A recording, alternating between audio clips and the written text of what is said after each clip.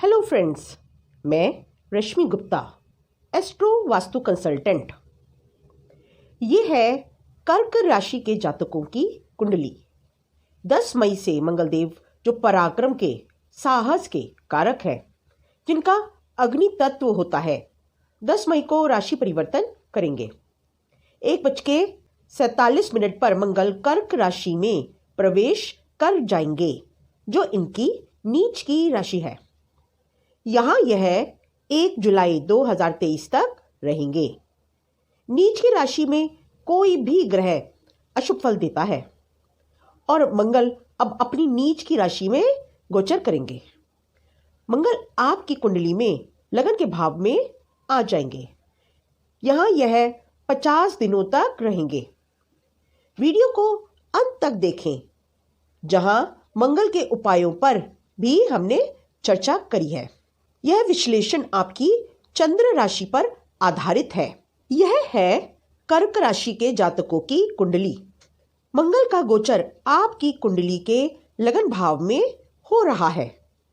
लगन भाव होता है आपका व्यक्तित्व, आपकी शारीरिक रचना, आपका स्वास्थ्य।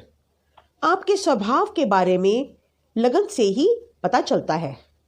कर्क राशि 4 नंबर राशि मंगल देव की नीच की राशि होती है।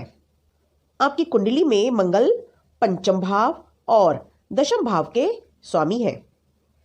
इस गोचर काल में दशम और पंचम के स्वामी होकर लगन में गोचर कर रहे हैं। इस गोचर में संयोगवश आपकी कुंडली में नीच राजभंग बन रहा है। अब नीच का ग्रह लगन में हो और दशम का स्वामी केंद्र भाव का स्वामी अशुभ ग्रह हो, जो स्वयं मंगलदेव है, और वह एक केंद्र का भाव है, तो नीच भंग राजयोग हो जाता है। साथ ही इस गोचर काल में दशम में देवगुरु बृहस्पति का भी गोचर हो रहा है। दशम भाव शासन, प्रशासन, प्रगति के लिए महत्वपूर्ण भाव है। मंगल पंचम भाव के स्वामी है, जो संतान का भाव होता है। इस काल में आपको संतान के साथ बैठकर काउंसलिंग करने का मौका मिलेगा। वह आपसे अपने मन की बात करेंगे, अपने ड्रीम्स शेयर करेंगे, आपकी सलाह सुनेंगे। यदि इस काल में संतान पैदा होती है तो आपके तुरंत ही नौकरी के योग बनते हैं। छठा भाव जो नौकरी का भाव है, उसके स्वामी देव गुरु बृहस्पति दशम भाव में गोचर कर रहे हैं, जो राज्य भाव है। छठा भाव कॉम्पिटिटिव एग्जाम्स का भी होता है, तो आपको सरकारी नौकरी प्राप्त होने के प्रबल योग बनेंगे। मंगल केंद्र और त्रिकोण दोनों स्थानों के स्वामी है। दोनों भावों के स्वामित्व के कारण वह अपने आप में योग कारक बन गए। इस परिस्थिति में इनको कुंडली में राजयोग का स्थान मिलता है।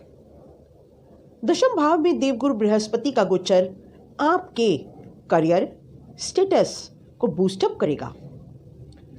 आपको मान सम्मान, सरकार से सम्मान दिलाएगा। यदि आप सरकारी पद पर आसक्त है तो आप में नया बल, नया पुरुषार्थ उत्पन्न होगा। आपकी पदोन्नति के योग बनेंगे।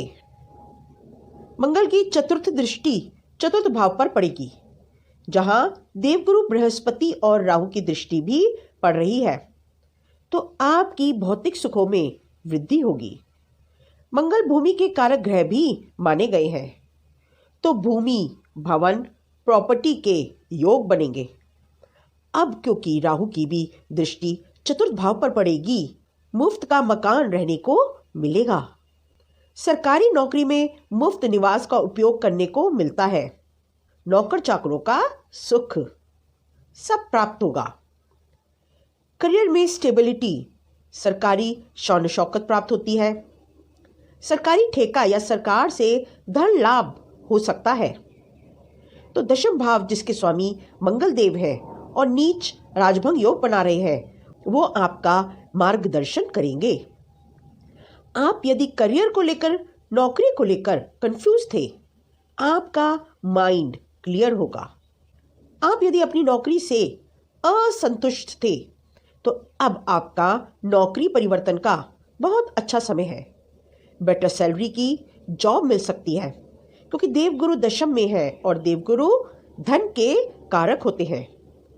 आपकी राशि के लोग निडर और साहसी होते हैं, तो आपको इस गोचर में पावर, अथॉरिटी और स्टेटस प्राप्त होगा।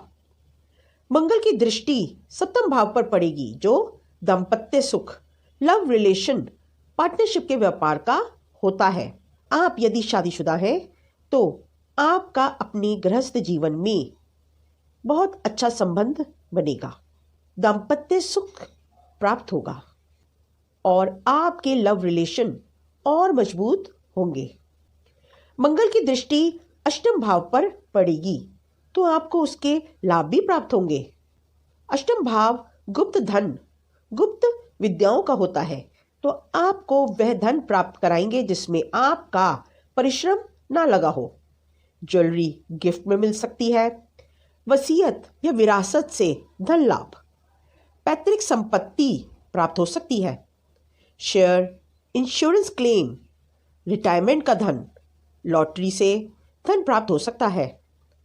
अब यहाँ शनि देव का गोचर हो रहा है, तो आप यदि शनि के व्यवसाय से जुड़े हुए हैं तो सावधानी रखें।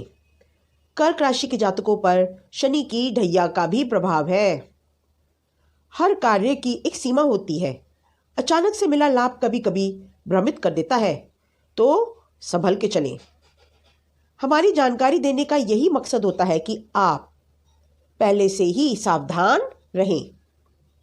इस गोचर काल में एक योग खराब बन रहा है, वह है शनि देव और मंगल के बीच षडाष्टक योग। शनि से गिने तो 6 और मंगल से गिने तो 8।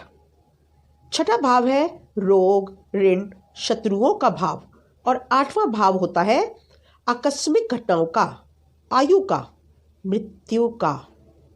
अब क्योंकि आपके लगन के स्वामी हैं मंगल देव और पंचम भाव के भी स्वामी है, जो शिक्षा और स्टूडेंट्स का होता है, और इनकी दृष्टि पड़ रही है अष्टम भाव पर। तो यदि आपके घर में या आसपास 10th 12th के स्टूडेंट्स हैं जिनका रिजल्ट आने वाला है, विशेष सावधानी रखें, उनकी काउंसलिंग करें, उन्हें अकेला बिल्कुल ना छोड़ें। वाहन चालकों को विशेष सावधानी रखनी होगी। Back pain, slip disc, L1 से L5 के बीच तकलीफ होने की संभावनाएं बहुत अधिक है। तेज रनिंग अवॉइड करें। जिम में वेट लिफ्टिंग अवॉइड करें। ऑपरेशन अवॉइड हो सकता है तो करें। मंगल ब्लड और सर्जरी के कारक होते हैं, तो कर्क राशि की प्रेग्नेंट लेडीज की यदि इस काल में डिलीवरी होती है तो सिजेरियन होने के चांसेस बढ़ जाते हैं। यहाँ हम कुछ वास्तु के उपाय भी आपके साथ शेयर कर रहे हैं, जो आपके लिए लाभकारी रहेंगे। एक उपाय यहाँ शेयर कर रहे हैं जिसका निश्चित लाभ होगा। घर के ईशान कोण यानी नॉर्थ ईस्ट में एक्वेरियम या फाउंटेन लगाएं। इस स्थान पर सुगंधित पदार्थ रखें ताकि आपके घर का नॉर्थ ईस्ट एक्टिव रहे। ऐसे समय में दक्षिण में सोना भी लाभकारी सिद्ध हो सकता है। आशा है आपके लिए जानकारी लाभप्रद रहे। इस प्रकार की अन्य जानकारी प्राप्त करने के लिए हमारे चैनल वास्तु ग्लोबल को सब्सक्राइब करें। अगली वीडियो में अगली राशि की चर्चा करेंगे। तब तक के लिए नमस्ते।